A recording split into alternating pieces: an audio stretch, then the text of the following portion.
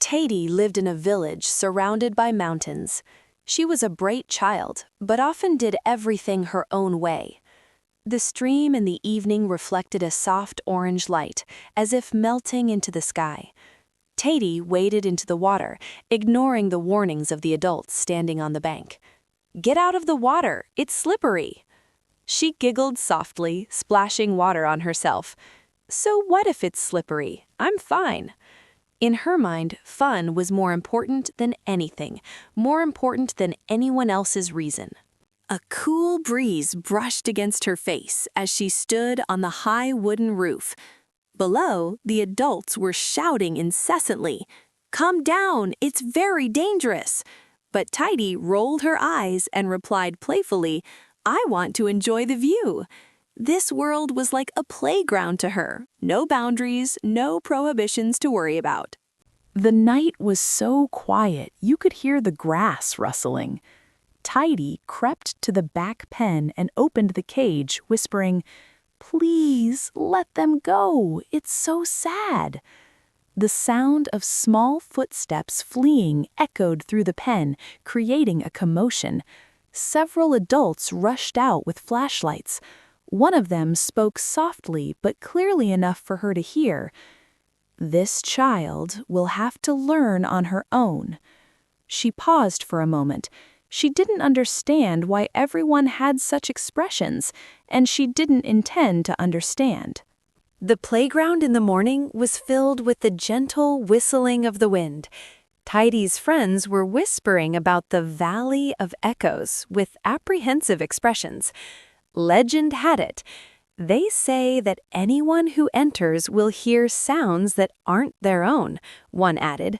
Another quickly chimed in, the sound of the result of the traveler's hidden desires.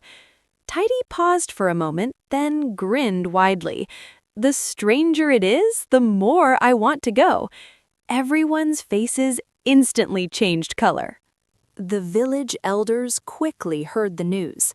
An old man approached her with a serious warning. "That valley is not a place for a disobedient child like you." But Taidy rolled her eyes and replied immediately, "That's precisely why I want to know." The elder's voice softened, as if foretelling a fate. "Curiosity sometimes comes at a price you never expect." She pursed her lips, but didn't take a single step back. As evening fell, she secretly slipped away from the village with a small backpack. The chilly wind on the mountain path seemed to be trying to warn her. But Taidy smiled excitedly. "The Valley of Echoes. I'm about to find it." She stepped into the valley. Unbeknownst to her, the sounds she was about to hear might not be the sounds she truly wanted to hear. The new day dawned, the air so cold that her breath turned to mist. The trees lining the path seemed to bend towards the lone girl trudging through the forest. Taidy tightened her grip on her small bag before smiling excitedly. "Today, I'm going to reach that valley." The wind whistled, as if trying to warn her, but she didn't listen at all. As she ventured deeper into the forest, she came across a large old stone gate standing in the middle of the woods like a guardian.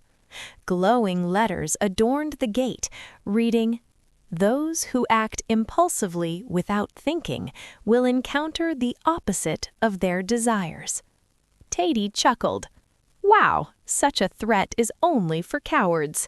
In her eyes, it was just another generic warning sign.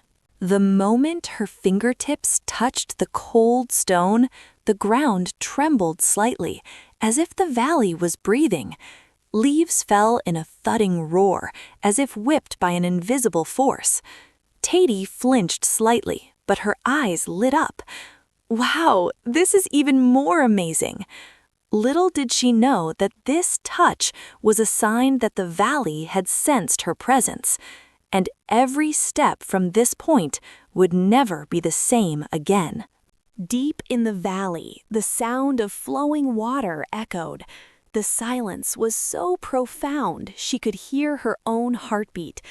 Taidy walked slowly, gazing into the deep crevices in the rocks. Suddenly, a voice sounded around her. "You want freedom, but do you know how much pain a freedom that is not based on foresight causes?" She froze. That voice seemed to understand her too well. The voice echoed, seemingly coming from all directions. It was deeper, older, and filled with sorrow. Taidy shouted uncertainly, "Who's speaking? Come out!" The voice chuckled softly, but it was chilling. "I am the fruit of your own hands." The words were like something unfolding before her eyes. The rocks around her began to reflect dozens of images of her, but each image wasn't Taidy standing there. One image was of an animal running away because she opened its cage. Another was of a friend crying because of a toy she had secretly taken. Yet another was of her mother sitting, leaning against the wall, her face weary. Taidy's heart felt heavy, as if something weighed down on it. She murmured softly, "Is this what I did?" For the first time in her life, she began to truly feel the consequences of indulging herself. Amidst the dozens of flickering shadows on the wall, one shadow slowly emerged as if passing through a mirror. It was the image of a girl like her, but slightly older, with a weary face and dry, tearless eyes.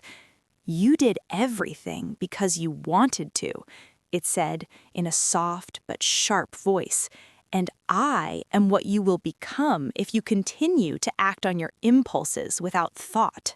The shadow approached and stopped in front of her. Its gaze wasn't anger, but deep disappointment. "I no longer wish to live in the shadows," it said clearly. "I wish to live in your place, since you don't appreciate its value."